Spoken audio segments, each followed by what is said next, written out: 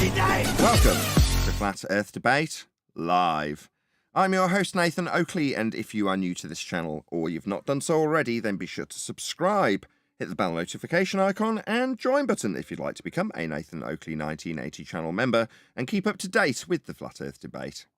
If you would like to support the channel, there is a super chat that runs alongside each of these shows while they are live, and there's also a coffee, Patreon, crypto and thanks button in the info box below the video.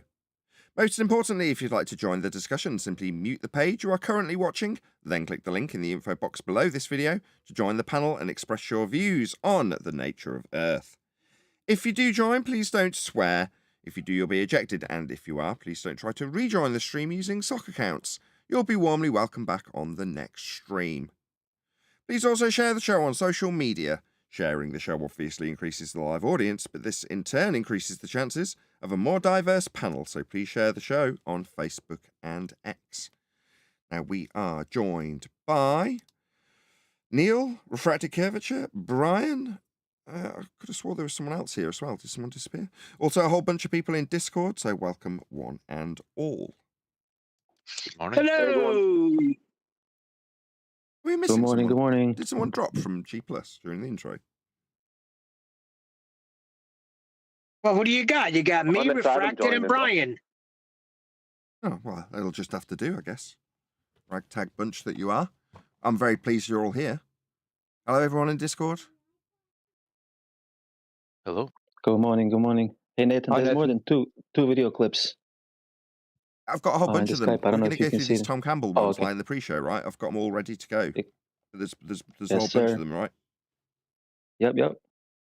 Okay, so we'll do a couple of housekeeping questions, then we're going to go on to Tom Campbell. So Mighty Mush has very kindly trimmed out lots and lots of clips so we can go through them. Unfortunately today, I'm having some electrical issues in this apartment, which is to say that if I draw lots of power, the trip switch, which is worn out, is just tripping. So as a byproduct of that, I'm only running the show on one screen. So it's going to be pretty much just audio today, I'm afraid, until I can get my electric sorted, in fact. So I don't know if that's going to be tomorrow or Wednesday or hopefully this week. But it is arranged with an electrician and get a new trip switch. Not that that's particularly exciting to mention at the beginning of a live show, but in case it all goes bzzz, you'll know why. But hopefully not, as I'm running it with minimal amount of electricity. Hopefully it'll just about cobble its way along. Anyway, let's do some housekeeping questions. Any evidence you can have gas pressure without a container? Are you asking if it's possible that gas will not fill space? Yeah. Again, over the last few weeks, people have been saying or suggesting that we should perhaps refine the questions. So I've given it a bit of thought over the odd shower or two, thinking about, well, how could they be refined? And in discussion with Craig, the computer guy, it's highlighting the fact that they're self-contained. They kind of have their own answer within the question, but it's still a valid question to be asking, given that there's a paradigm that defies the question which is self-answering. So there is a lot of refinement that's gone into each of these housekeeping questions, and asking if you can have gas pressure violate the second law of thermodynamics, which is what we are asking in essence, is to affirm that you have a belief in a sky vacuum that violates the second law of thermodynamics, which people do. They believe the sky is a vacuum. Very appropriate that we ask. It may get refined, and if it does, someone will be arguing the toss about how, and it will stick. But for now, is there any evidence that we have a sky vacuum above our head in violation of natural law, aka any evidence we have gas pressure without the necessary antecedent of a container to press upon? Well, My son does say that the universe is the container. That would mean that the Right, gas well, that Earth is gas producing would have to does. fill the whole entirety of the system that they describe in the heliocentric model as the universe. That's absurd. We're a tiny little dot in that system. Now, I'm not suggesting this is the case, but that is their belief, based on a flat Earth measurement of a angle to Polaris to give them a radial value to put us as a sphere shape in a sky vacuum. To say that the entire universe is a container is to suggest that the Earth is the arbiter of filling every single square inch of space, in inverted commas, with gas, so that we can have pressure here. That's absurd. Well, Right. If I they know. Point out. just going to say, if they say that the universe is the container, then gas would fill that space. Yeah, it is that That's simple, the isn't it? response. We'd be dead. Well, Yeah, so they would. Go ahead, Brian. I'm sorry, I forgot you were there. Wait, it's John. I cut him Yeah. off. Sorry, John.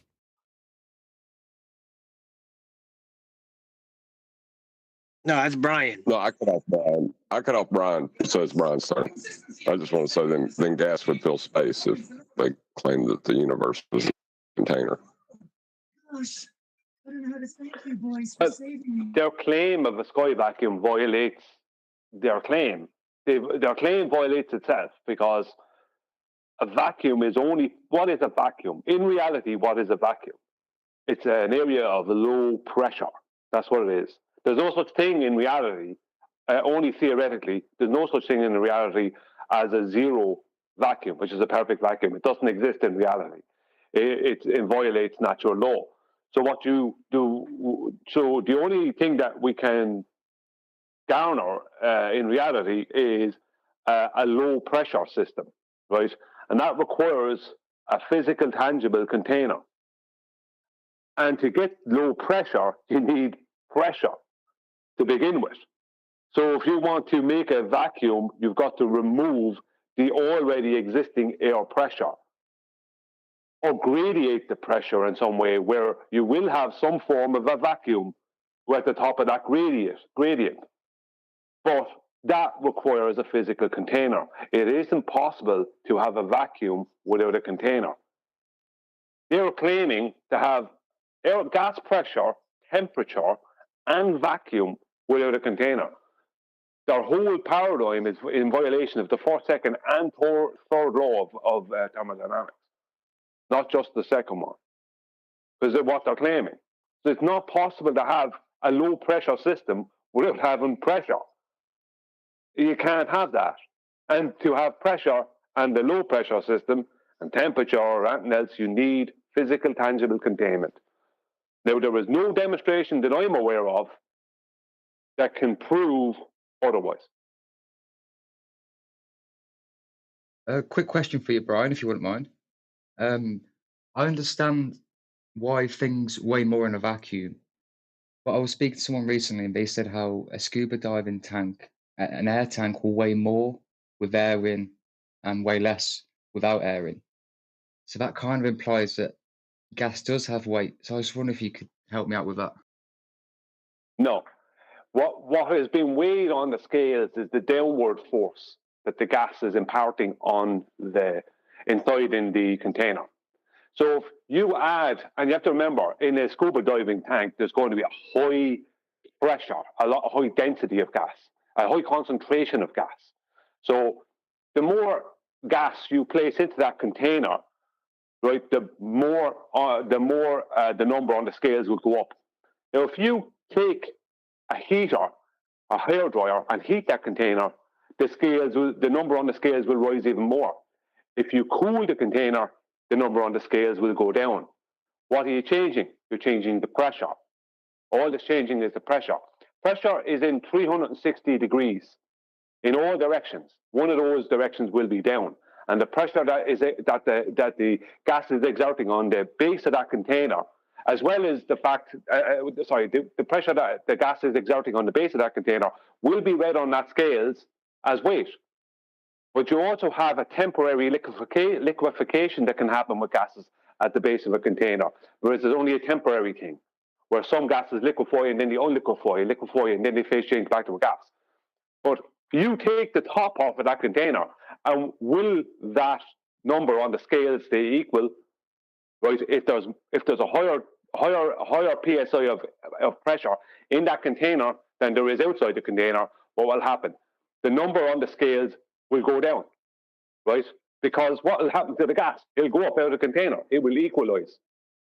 If you have a lower pressure in that container than the surrounding psi, when you open the container, the number on the scales will go up. All that's changing is the pressure, not weight. Gas can't have weight, because if it had weight, it can't function as a gas. It can't do what it does. However, The difference between the difference. They have forced it into that convention by what they've asked Central Goat. And my response to that Central Goat would be to say, so a container is going to be required for us to have weight be described in this incorrect convention. We describe gas with pressure, but we describe solids through air on a scale, that's a downward vector for solids in air, as weight. Well, you can force air into a container to then put the container on the scale. So my argument and response would be, so we're definitely going to need a container for this then. And if they say, yeah, but I'm saying gas has weight. Well, for your arbitrarily describing the downward vector of any gas particle at a given time, ignoring all of the vectors as weight in containment, then for you to fudge that description for gases in general, we're going to have our atmospheres, oxymoron sphere-shaped air, for them in a sky vacuum, to be contained, to make this fudged example of weight for gas. Yeah, so we'll have to have a contained system for that, is the answer. Yes, we will. Debunking space. We wouldn't have this argument with the baller, would we? This would be an Ethereum thing. Down is relative to a flat plane. Boom. Going to go over that in a bit more detail, John. You listening, Sensual? This is the most important. I should have started here. My bad. Go ahead, John. Down is a vector related to up and down on a vertical vector. Vertical is always with respect to horizontal. They have to claim inwards if they're a baller. Down is only relative to a flat plane. Oh dear. Any scientific? Well, when it comes to gases, the important point to remember is that the difference between a gas and a liquid is hydrogen bonds. When you take any gas and liquefy it, it gains hydrogen bonds between the molecules, which means that the molecules are all basically, they're not, as a liquid, obviously it flows, but it's held together, right? All those molecules are connected to each other. Whereas when that liquid becomes a gas, those bonds break and those molecules are described as moving independent of each other. So there's no, see, you can't talk about a gas as a whole. It's a large conglomeration, of independent entities, whereas a liquid is all those entities in one place, if you know what I mean, like a solid, because of the hydrogen bonds that both liquids and solids have. Once those bonds are broken, those little molecules and atoms, whatever, will move about independent of each other. So how can you weigh a gas when the gas is a big load of independent entities? Do you know what I mean? They are moving around in 360 degrees at all times. The pressure up is the same as the pressure down. The pressure at a diagonal is the same as the pressure sideways. The pressure is the same all the way, all the time, especially in a container, because that's like what's known as a closed static system. Even though the gas itself is not static, how the container is described as a closed static system. In reality, we live in a closed dynamic system because we have gas cycles and other cycles like that, and we have weather and different things. That's a dynamic system. So the ballers want to talk about gas having weight, but they never want to actually research the truth of what is going on in the air. Again, Neil. Show me that container. No, we don't have to show a container because every example they will ever give, that they're going to hijack either the down we require a flat Earth for, or bastardize weight with gas when we point out that gas expands into space. Well, we don't have to show a container when we can show an antecedent consequent relationship. We've been lied to about the sky. Their positive claim about it, when we are not making one, is that it's a vacuum, overcome by natural law, and asking that question, is there any evidence we can have gas pressure without a container, given that you're claiming that's exactly the case? And if you say, well, the entire universe is the container, well, then it has the same exact principle apply. Well, then gas would fill space. If the entirety of space is the containment that we have for the gas to fill, that's the V in PV equals nRT, and it will fill that volume. That's what gas does. We'd all be dead in the same scenario. Ergo, it's their positive claim they have to defend. We aren't making a positive claim about what the sky is, beyond the fact that we must have containment to be breathing. That's a fact. Well, let me just throw out in something. Why did they claim gas is weight? Why did they feel the need to claim this? Gas go down, go boom, boom. To say Yeah, gas go down, because- it's going to be my next question. I asked it halfway through your last response, which is say any scientific evidence of gravity. Go on, Summer. Sorry. Yeah, well, just 1 second. They claim that because they need to claim that a force of gravity is attracting and holding that gas to the surface of their globe, right? But this is the problem. Objects in low pressure, not just in a vacuum, a man-made vacuum, let's just say, right? Not in a vacuum you might have in, like, did you weigh something in a vacuum after you've weighed it in air? At low pressure, which also means high altitudes, weigh more. Contrary to popular belief, that is incorrect. Objects weigh more at high altitude because there's less air, so less buoyancy. So objects weigh more. So it doesn't matter what they say, because if objects weigh more at high altitudes, then a force of gravity doesn't exist, because within their paradigm and within their claims concerning a force of gravity, objects must weigh less at high altitudes because there's less, the force of gravity is less at the further away from the center of mass that the object will get. But in reality, objects are proven to weigh more in low pressure. That includes high altitudes. Cool. I think we've incorporated enough of gravity for it to not be a continuation in a housekeeping question, although I did drop it in there. Go ahead, John, and then I'll do a call to action for the audience when we cover this video. Oh, yeah. And Newtonian gravity is dependent upon an inertial plane, not a globe. Perfect. Anyone got anything to round out this with before I start playing this next video? I've just posted a link to the audience, so go and although it's a clip, so I think you have to maybe do 2 clicks if you want to go and check out the clip that I'm presenting. It will, if you press on view whole video, take you to Tom Campbell, and you can then leave him a comment that says, @Nathan Oakley 1980 sent me, and you can let him know that we've responded to this particular video. Now, we did cover a little bit of it in the pre-show. No one's interrupted me to say they want to continue on with that conversation we're having. So we're I was going to just make one final point about it. Yeah. What I just said there is that due to there being less air at high altitudes, there is less buoyancy, so objects weigh more, right? More buoyancy, less weight, less buoyancy, more weight. The ballers will then try and claim buoyancy is caused by a force of gravity. I'm going to dispel all that nonsense very soon with evidence. In a ball busters, I'm doing a presentation. But buoyancy is Archimedes' principle. 900 years prior to Isaac Newton. Isaac Newton made no claims about buoyancy whatsoever. All these claims about buoyancy being caused by a force of gravity giving weight, so weight causes buoyancy, when it's the opposite way around. Weight is only an apparent effect of buoyancy. All these claims are from people who aren't Archimedes and aren't Isaac Newton or Albert Einstein. They're all bozos who are just making stuff up. That's all they are. Thank you. Cool. Okay, so this is, as I say, Tom Campbell, and it's in a video that I think is called Answers Your Questions, or Tom Campbell Answers Your Questions. As I say, we covered a little bit in the pre-show. If you remember, check it out after the live stream ends and the recording ends. But we're going to get straight into it. As I say, if you want to go and let him know, @Nathan Oakley 1980 sent me, I will put a proper link to him once I've played this video so I don't lose this clip. But we'll start with that, and then I'll put a proper link to his video so you can direct your attention, and I'll do the call to action again. The coordinate of the sun, suddenly the mathematics describing all the various orbits gets simple. And a very simple concept can explain them, the concept of gravitation. What? Your orbits came from a flat Earth measurement in the first instance, and you think that gravity explains orbital motion in a simplistic way?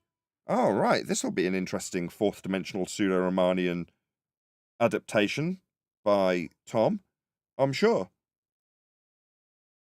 Okay, so now you have a simple... Was that it? Was you saying that it was simple, the explanation, Tom? Because you now said now you've had a simple explanation, have we? No, definitely not. Newtonian gravitation, which says that all masses attract each other. Well, so what about gas? We just spent the last 10 minutes discussing how gases don't do that. Gases expand in all directions. They're definitely not attracted to each other. They have mass in that vernacular. And they do that according to... It's a constant, they're proportional to a constant. He's looking around as it's a shame we can't put the visuals on screen at the moment, but he's sort of looking around and fathoming out where his next words are going to come from. Because what? This concept of mass attracting mass has come from what? A notion, an idea, or a demonstration? Because it definitely isn't the case. Times m1 times m2 over r squared being the distance between the centers. So that's the formula for it. And with that simple little formula, you can apply it to Earth if you've got a flat Earth radial value measurement, which is how you'll do it for Earth. describe the motions of all these things. Otherwise, there was no simple. What things? What things are we describing the motions of, pray tell? Just being very vague and wishy-washy there, Tom, with your descriptions. Go on, whoever's in Discord, G+. Yeah, just saying that was to be a description of the movement of the heavenly bodies around the globe.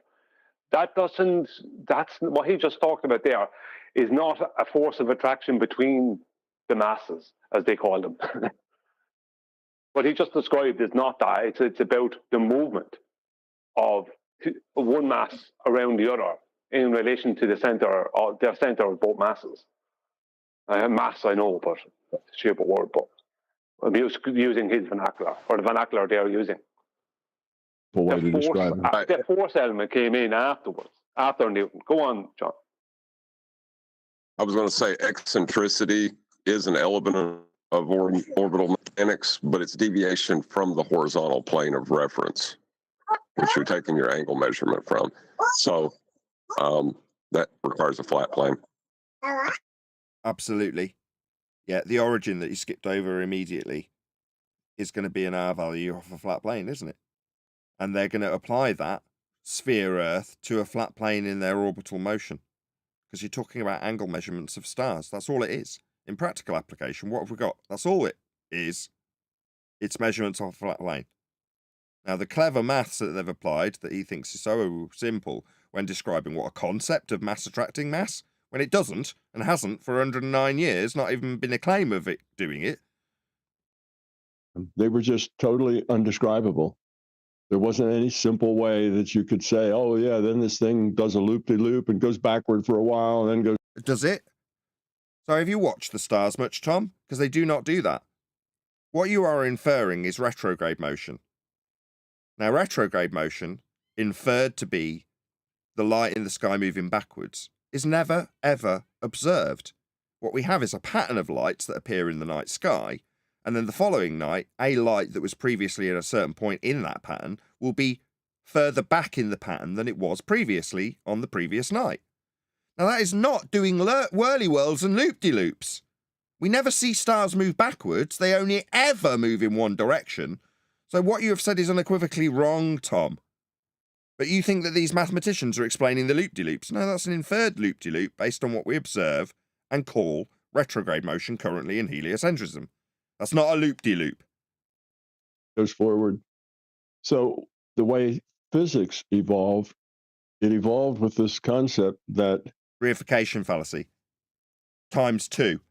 What's evolution? My bad. We'll focus on the science doing it. No, science is a method. It doesn't have the ability to grow lungs and crawl out of an ocean and evolve. It's just a set in stone method of establishing cause and effect through systematic experimentation. That's what science is. That's what physics is. The simpler, the better. So it'll all be coordinate the. I'll just get the link for this, and then I'll go on to the next clip. If the simpler the better, then wouldn't it be best to just say it's simplest to describe these motions relative to a flat plane because they are angular in relationship? Yeah. The most simplistic way of describing them is with the angles that you measured the system with in the first place, rather than the inferences of orbital motions or epicycles. You know, this is absurd. The most simplistic way, as John has just pointed out, is to describe it how it's measured flat. Not with sphere Earths in sky vacuums and orbital motions and ellipses. No, that is definitely not the most simple way. Far from it. Right, I've just put a link to this video, a direct link, so I'm going to do the call to action for realty now. Okie dokie. So, although I can't put it on screen, because I've got a limited number of monitors to do this with, there's a link going by, I assure you, in the live stream chat right now, with my name next to it, and that is a link to Tom Campbell, this video. Please let Tom know at Nathan Oakley 1980 sent me. The whole purpose of doing this is so that videographers who are potentially offered some algorithmic love by YouTube, see that we are doing the same and sending people their way from our very meagre and very censored audience. Now, we, in our limited capacity in terms of YouTube algorithmic love that we do not receive, would implore the people that we respond to, if they were to respond to us, that is, do the same for us, which is to say, put a link to my video in their video, if they were to do a response and say, how dare you? Infer that me just saying that the simplistic nature of mass attracting mass, which it doesn't and hasn't for 109 years, is a really simple way of describing the whirly-whirl motions that nobody sees either, that nobody's observing, that are also inferences in a heliocentric model that has been derived from a flat plane. How dare you infer such garbage? When you say Earth's measured flat to give us this heliocentric system, I challenge you because we have dug to the centre of Earth and got the radial value and dropped the tape measure down. Right, Tom? No, it was measured off a flat Earth. That's how this system works. It's the most simplistic way of describing it. And I implore you to let Tom know, at Nathan Oakley 1980 sent me, with a little comment on his video. And hopefully he'll do the same for us if he were to respond. Hopefully that's been enough of a witter for you to go and actually do this if you're in the live stream audience. There's only 60 people watching because in my pea brain I've told myself that, like driving to the petrol station faster, if I run the show earlier, I'm less likely to trip my faulty power switch breaker. No, it won't make any difference. So running early was probably pointless. But it also means I'm that little bit closer to getting a cup of coffee because I don't want to overload the circuit with the coffee machine. So there we go. That's why we've only got a limited audience half an hour early. Anyway, that was Mighty Mush's clip, but we've got several more, so we'll spin our way through a few more if that's good with you guys. Simplest of all the possible viewpoints. Now, the Earth being the center is one possible viewpoint. And it's not wrong, it's just different, but it's very complicated. Our only reference point to measure anything ever. Why would it be wrong? It's not right or wrong, it's only right or wrong after you take extrapolations from what you actually measure. Now, if you're going to arbitrarily ascribe a central point for navigation, like, I don't know, Polaris, then you can describe that mapping system as having a central point that is Polaris, because that's exactly what you're doing. Now, you and your heliocentric buddies have extrapolated out mapping systems like the one with Polaris to suggest that we are the centre of a universe that expands beyond our known understanding and our known mapping and our known charting of the worlds that we do know. Now, while that mapping system might have a central base, a star to navigate with, that doesn't in any way infer that we are the arbiters of our big, far, middle, centralised, out to the far right of the world, if you want to call the universe that. We are. We don't know. But the outrageous, I don't know, front of the church to then take this system and turn it into a world where we are very literally, initially, geocentric, the centre of the known universe. Now, personally, I find it so arrogant that any one man could do that. But nevertheless, that extrapolation then moves into heliocentrism, where we aren't the centre of the universe.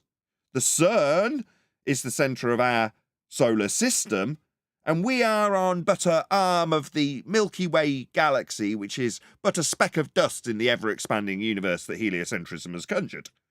Now, with that being the case, it leads Tom here to say, well, we could still look at it as the outrageous assertion that we're just the centre of the known universe, as opposed to on an arm of a Milky Way, moving around the Great Attractor in some heliocentric story Lemaitre made up. So, given that those are the two options, he's decided to say it could be outrageous to say we're the centre of the universe, because it's one step back from heliocentrism. No, I find them both outrageous. We just have a central mapping system with Polaris. That's it. That's what you can actually say, because that's what you can actually do when you are so bold to say that this system has a central point. Absolutely sod all to do with the known world, if you're going to call that a universe, and infer that we're at the bloody middle of it.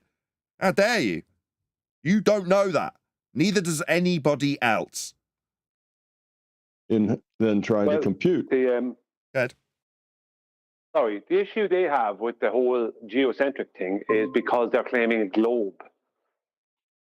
For the globe to exist, remember, right? What was the origins of the globe? What did Eratosthenes say? He said, if the sun was small, close and local, then the earth is flat, because the shadows prove that. But he's after measuring it flat, right? Measuring it horizontal, right? But when it comes to the globe, he has to make the sun big and far away for the shadows to work on a globe of radius 3959 miles. So how, within our geocentric claim, it's going to be very difficult for them to work a globe in the geocentric way, because that means there has to be this big massive sun that's off out in the middle of whatever distance away, orbiting around the globe. But then how did they explain all the planets they have in their paradigm that orbit around the sun? The whole solar system falls apart. So they can't have a globe, geocentric globe, because they need to have that sun that's really big and far away to give them the almost parallel light for their claim concerning shadows. But how is that big sun that everything supposedly in their paradigm orbits around over the course of whatever amount of time, a year for the globe Earth, how is that going to work if that big sun is the thing orbiting the globe Earth? How is that going to work with all the other planets? Let's just focus on that for a second. Why is it a big sun?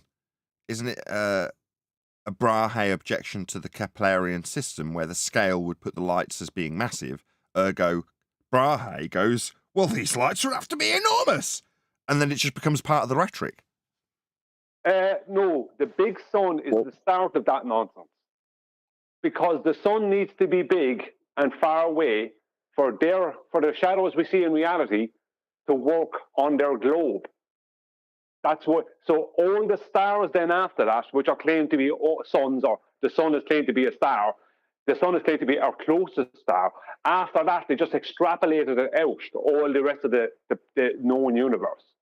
The point being is that for geocentrism to work and the Earth be a globe, then they have to have a really big sun that's far away. But how did they work that how did they work that when their big sun that's far away can only work in a heliocentric fashion? Because even if it was really big and they had it mathematically orbiting a globe Earth, how did they then explain all the other claimed planets like Mars and all these and all the rest? It all falls apart. That's why they try and avoid the whole geocentric thing, because it won't work with our globe. It can only work with a horizontal plane. You understand? Well, and the sun not being big and far away. Well, the shadows only worked in a globe. The parallel light rays only worked in a globe, not on a globe. Wait a second. No, the Can we shadows- use logic here? No, they're Hang on. parallel to the surface Sorry. of the sphere, and then they converge at the centre in their description. So, in other words, what we have in terms of what moves from the centre of their protractor, they're calling the globe, to the equatorial plane, does actually converge at your location. But at the point that it reaches the surface in their diagrams is where it's parallel, to get around the fact that it has to be coming down onto a flat plane that they're going to convert and transpose into the sphere. But at the point that you're standing in the sphere, you haven't yet got the light coming in parallel to measure to transpose down. So it's only parallel to the surface of the protractor. That is what they're calling the globe. Can I say something or ask something? No, because this is complicated, Neil. You don't Go have ahead. that on the surface. Hold on, let's just start that again, John. Go ahead. Well, you wouldn't have parallel light on the surface of a sphere because you wouldn't be able to measure the angles to tell whether it's parallel or not. No, it's highly flawed. I mean, the tangled web they weave is what we're going through. No, it won't. You're right. You're overcomplicating it.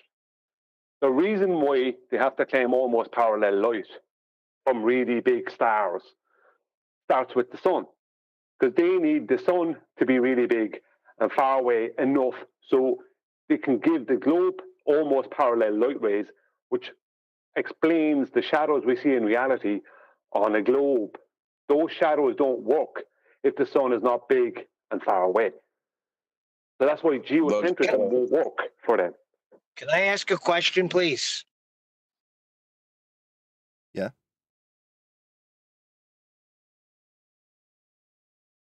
Or just leave dead air. I mean, both are just as good. I don't know if I'm coming in because I'm driving, so it'd be nice if somebody says yes. I did. Doesn't the sun have to be? I didn't hear it. Doesn't the sun have to be big? I mean, come on, let's be logical. Look how big Earth is. And the sun, doesn't the sun warm the Earth? Doesn't it work like that? So it has I to don't be know. big? No. Are you asking in sincerity? in the Because if paradigm. you're asking in sincerity, I don't know the answer. If you're asking within the heliocentric paradigm, Brian's just gone through it, and I don't want to trigger him to go through the same thing again. No, I'm not saying far away, but it has to be of a certain No, it amount. does have to be. I mean, big it can't far be away. small. Doesn't have to be anything. it- Hold on. What is it? So let's worry about what it is first, then we'll worry about where it is. What is it exactly We for don't us know to what worry about it? We don't know what it is. So don't are we know gonna what worry We it don't about know, where but it we is know if it we don't know heats the what it earth, is? don't we? We don't know what it is. So are we going to worry about where it is? The only thing we do know for certain is where it's above at a given time. That's it. So you're going to be let me ignorant and say explain it's you. not heating the earth.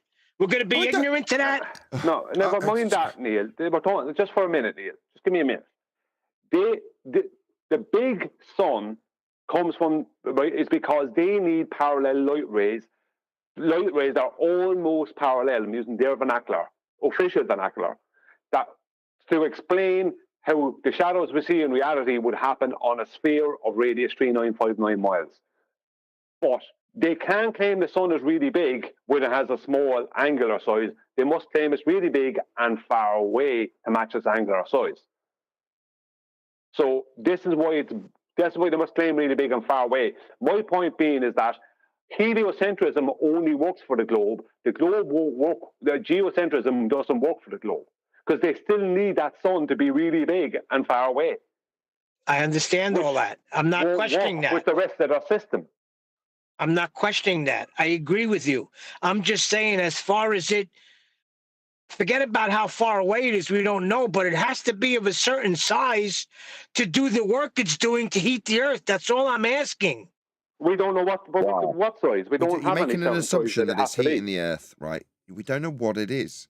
Now, you can infer... Oh, so it's not heating the earth now. I didn't say that either. You're not listening.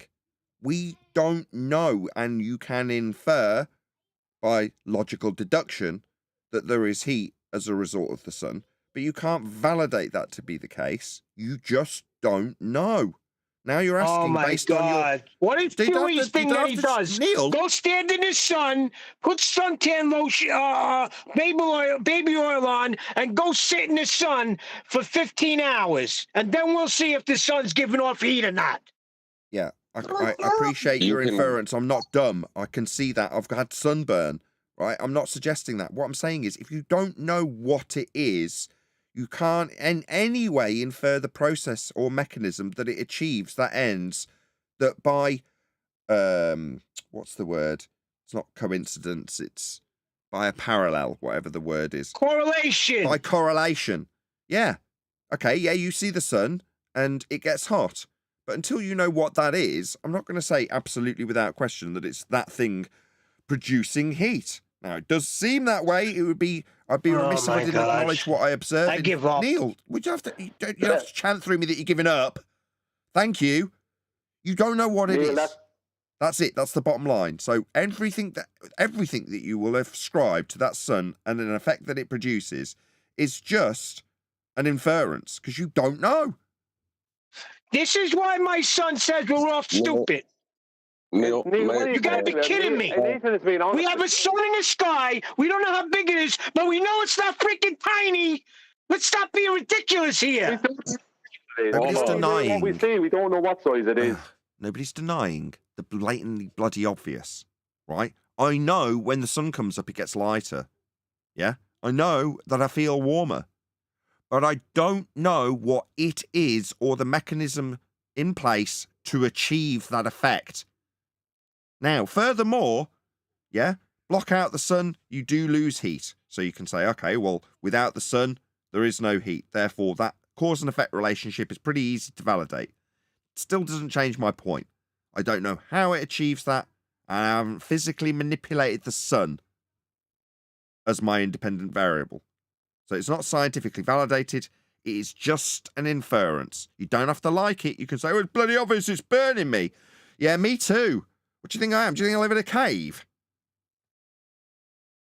The way you're talking sometimes, I think you are living in a cave. Admitting your own ignorance about things you don't know is the start of finding out what things actually do. If I troll around this arena we call Flat Earth, talking about how I know that the sky's ether then I'm just a charlatan bullshitter. I don't know that. No, you can't compare that, Nathan. Why not?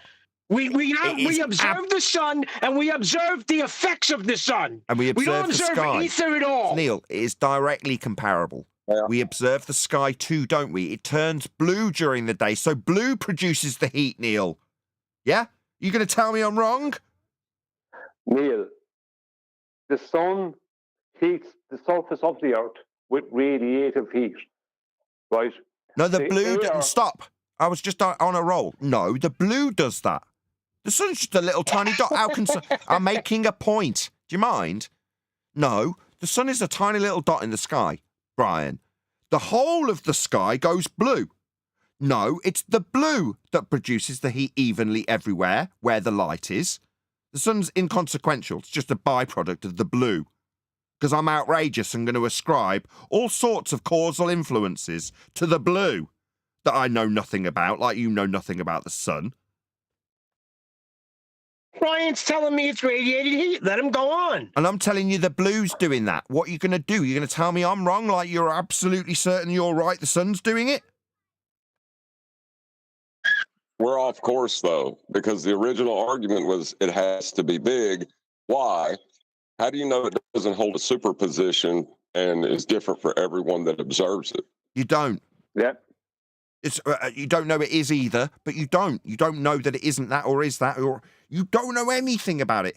My point to Neil is that to admit first and foremost that you don't know what something is, how something works, where it is, why it is, which is the case with the sun, you will only start affirming biases or trying to do what heliocentrism has done, which is give explanations where you don't have any. And when they don't work, you layer on another nonsense layer of bullshit. Oh, it doesn't work in a geocentric fashion. We must have a big sun for X, Y, and Z reasons. Well, let it be so in our descriptions from here forth. Like it means anything. Yeah? The moment you can actually say, I don't know, people go, well, how do we find out? We might actually get somewhere. But you've got to step back and go, no, I don't know. And if I say, oh, the sun's causing me sunburn. Oh, really? Not the blue, then? You know it's not the blue that heats the Earth, Neil. You know that, do you? No, you don't. He's just throwing out all logic, and I'm tired of it.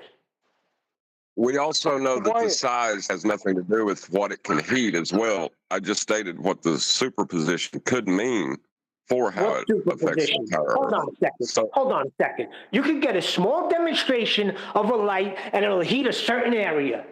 We're going to say that we don't know what size the sun is, or we don't know what it is, and I agree. But you can't be ignorant to the fact that you don't think it's big.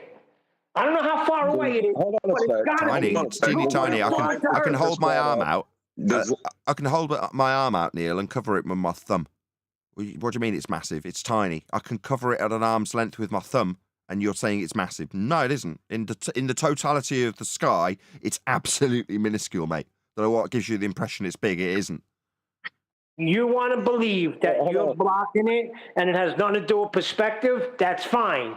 But that thing has to be of a certain amount of size to do what it does on Earth. No, it does not. Continue life on Earth. Neil, can you stop it? Neil, at the end of your conclusion, can you stop? No, you don't.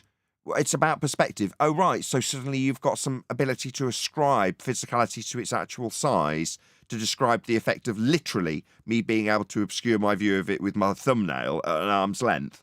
I'm going to go with no. You don't know how far it is to start claiming perspective. What an outrage. So how far is it, Neil? I'm not saying how far it is. What, you said perspective? Well, because you're blocking it with your finger, that doesn't mean that that's how big it is. So it appears small, though, Neil. You said it was very big, and I can describe it in a different way linguistically to make Neil. Middle of a sentence, mate. No, Heard your sentence. Neil. Linguistically, I can make it small, though, can't I? By pure fiat, my description makes it small. And you're saying, oh, well, you've made it small with... Yeah, we can get into this linguistic wrangle-dangle about how we describe something we know nothing about. And your description might make it big, and my description might make it small. But Does this your have any value? description don't- Does it mean we know anything more about the sun because my description's made it small and yours has made it big, and suddenly we're arguing about how big or small it might be? This is Your silly. description does not validate the work that it does on Earth. My description does. Neil, the sun does not, the sun itself, not what it does in relation to the horizon around us, the sun itself does not adhere to terrestrial perspective. It doesn't. Whatever it is, we have no reference for it on the terrestrial Earth. We don't know what it is. We don't know how it does what it does. All I can tell you about the sun is that, besides what they say about radiative heat and all the rest of it, it is an object that's outside my understanding and everyone else's understanding. It doesn't do what we'd expect it to do. We can't even pinpoint its exact location sometimes in the sky. Right, And we do a thus, bit we more can of make Tom. no correlation with terrestrial objects because of that, Neil. No correlation can be drawn. You're missing what I'm saying, so I give up. You just go on what you go on with. I know the results of the sun. Come on now. Look at the effects of it. Think about It's it. covering a large Earth. And what And to say that my finger can block it, I'm not saying it's small, but it's got to be. I don't know what I'm saying anymore. He's got me all twisted. He's missed everything I said. No, I understand what you're saying, Neil. It's just you're making some logical leaps about something that doesn't obey our understandings of geometry.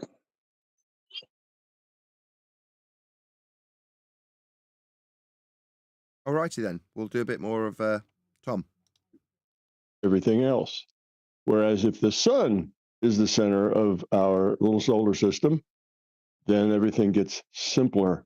And If the sun is at the center of our sun-centric system, my God, does he even know what he's saying?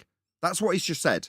He said it's much simpler if the sun is at the center of a sun-centric system. Yeah, if your sun-centric system is sun-centric, then it's simpler if the sun is at the center of it, Tom. Amazing and profound. Yeah, it's simpler for heliocentrism. That's helios, that's the sun. Centric, that's at the center. So in your solar system, that's sol, sun, at the center. It's easier if it's at the center, Tom. I'm glad you're here, mate. we can just take a simple little proportion called gravity. Right, gravity is not a proportion. It's not a force. Currently, it's been superseded by quantum mechanics. But before it was a bent pseudo-geometric force space-time. That's what it was before it was debunked. But what? It's a simple concept right now. Tom, you're gonna babble your way through this too now. Let's see. G M1 M2 over R squared, and poof.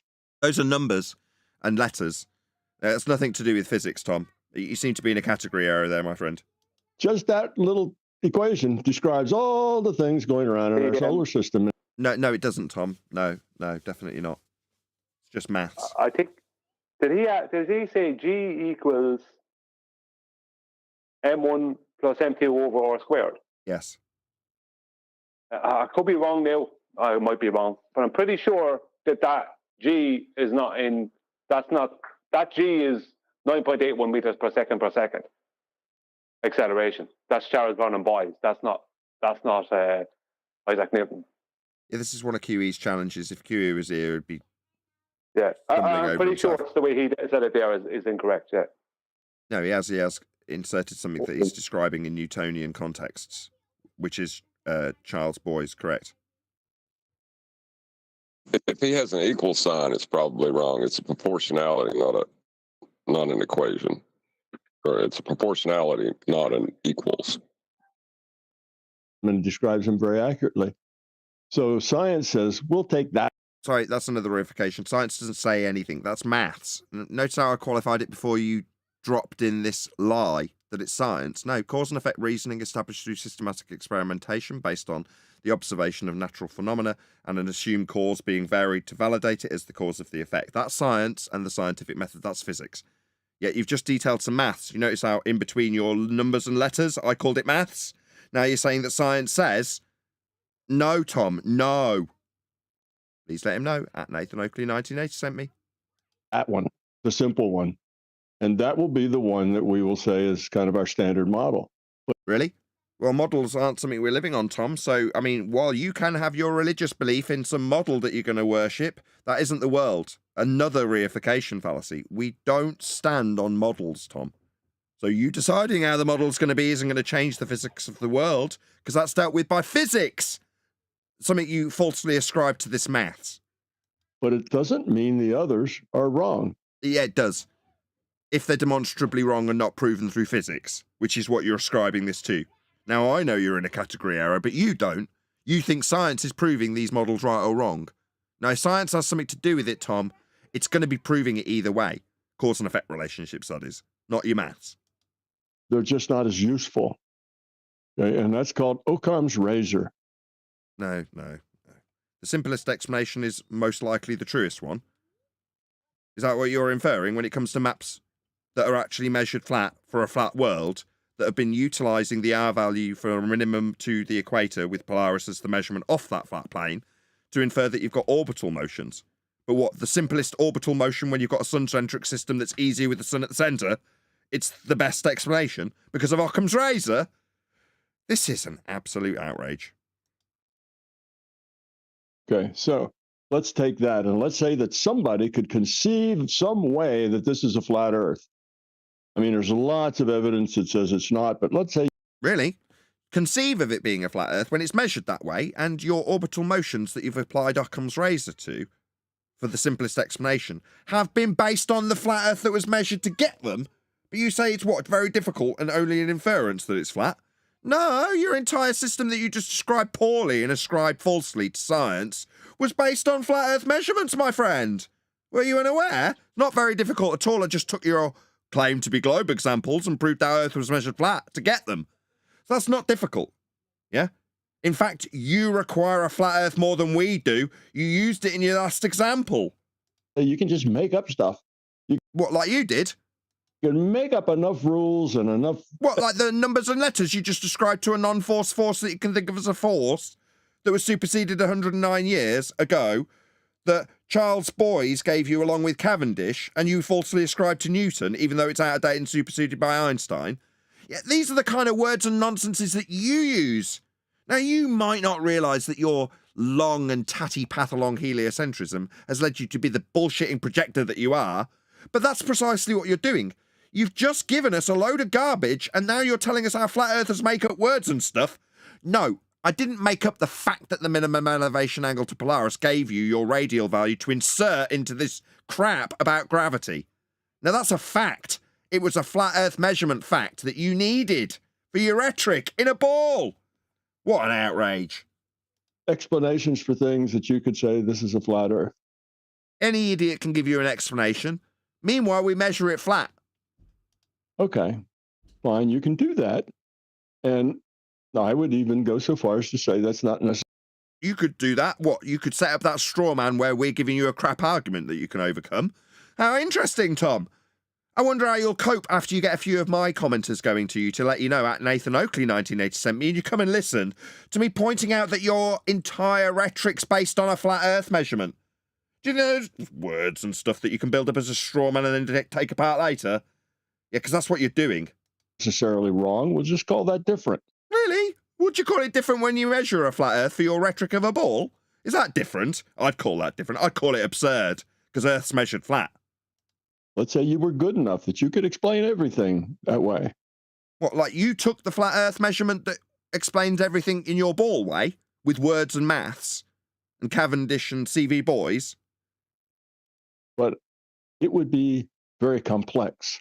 Not really. We measure minimum elevation angle measurements to Polaris to give us something you call a radial value that you infer is spherical. That was really simple. It didn't even need a second breath. You have to have all kinds of other assumptions. No, we just measure an angle off the flat plane to Polaris to give you your radial value. So your assumption is that the radial value measured flat is spherical. That's your assumption. Go ahead, whoever that was from G+. Yeah, I was laughing at him. We have to make all kinds of other assumptions. He's just claiming that they're making loads of assumptions as it is, but that's not the reason I wanted to come in. It's only difficult for them because of what they think these things in the sky are. That they think some of these things are planets, and some of these things are stars, and some of these things are moons. Do you know what I mean? It's like because they think that they are this thing or that thing. That's what makes it all so difficult and complicated for them. If they just got back to, we haven't got a clue what any of this is, then the whole thing is easier. You're just going back, you're basically back at astrology at that point. Do you know what I mean? It's stuff like, okay, we just chart the cycles. Do you know what I mean? These do this, that does that does that, and it happens every time after this amount of years, every time, all the time. Do you know what I mean? That's it. It's like, it's only difficult because they have pre-assumptions about what these things are and what they're supposed to do. That's what. I understand what you're saying, Brian. I got you. Just another posting of Tom's link. So please let Tom Campbell know at Nathan Oakley 1980 sent me. I do hope he comes and has a little listen and realises where he's going very wayward with his outrageous claims and maths that he then projects onto flat earthers when he assumes that we need a complicated story. What, like the one you just went through? You know, assumptions that explain satellites orbiting the Earth and what, the orbital motion that was derived by the angle measurements to the stars taken off a flat plane and then put into a spherical motion with a sun-centric system that's oh so more simple if the sun is at the centre of that sun-centric system, called heliocentric. Yeah, Tom, you need a flat Earth for that, my friend. I think we've gone through it about 4 or 5 times now already. Earth orbiting the sun and by the much simpler sun-centric system that puts the sun at the centre and us orbiting around it. Yeah, that was inferred from flat Earth measurements, using angle measurements off a flat plane to the stars. Tom? all this other stuff, because you wouldn't have gravity the way we have it now. What, in your model? Yeah, we don't, Tom. The model as you are describing it, with a 109-year out-of-date Newtonian gravity, has been replaced and then debunked by Einstein and then quantum mechanics. Because that wouldn't work that way. Wouldn't work what way? The 109-year out-of-date mass-attracting mass way? Yeah, you need to keep up to date with the Flat Earth debate, Tom. I do hope my commenters are letting you know that at Nathan Oakley 1980 sent me, we responded to your video, and if you've got any overcome for the fact that you're using quite a few Flat Earth measurements to give us your wrangle-dangle and nonsense words and maths, to then project our Flat Earthers would need a complicated story to just measure it flat. No, we wouldn't, Tom. No, we wouldn't. When you have gravity, we don't. Then things tend to turn into spheres. Go on, who is it from G+ off mute? I want to know what gravity is, and he just said it turns things into spheres. What is he on about? Yeah, he's no, within his own paradigm, they happen to throw gravity out the window, and they've been trying to throw it out the window for 109 years, technically.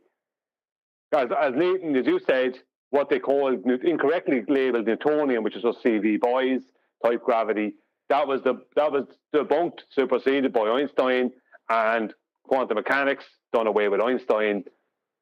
I mean, where are they at now? They're trying to come up with quantum gravity. You know what they're going to latch onto, don't you? What? Specific gravity. Because it's the only thing they can actually prove. It's in there for a reason. It triggers Neil because it's got the word gravity in it. It's like, I don't care what they call it. Yeah, see, that's my point. You see, you just said it. You're validating gravity, and that's what they're going to latch onto. They can do what they like. I don't care. If they somehow latch onto the fact that a description of relative density disequilibrium ascribed to a term specific gravity in any way affirms a mass attracting mass force, a downward bias, 9.8 meters per second, it doesn't do any of those things, Neil. You're worried about nothing in any event. With that, I'm going to say if you are watching this on either Nathan Oakley 1980 or Nathan Oakley Primary Streams, then stay tuned, as there will be an after show to follow. Unfortunately, though, if you are watching this live, this is where we bid you farewell. So another massive thank you to all of you. Smashed the super chat, liked, commented, shared, subscribed, joined as a Nathan Oakley 1980 channel member. Hit me up and give me cash on coffee and all that good stuff. I've been Nathan Oakley, and I will see you all in the next video.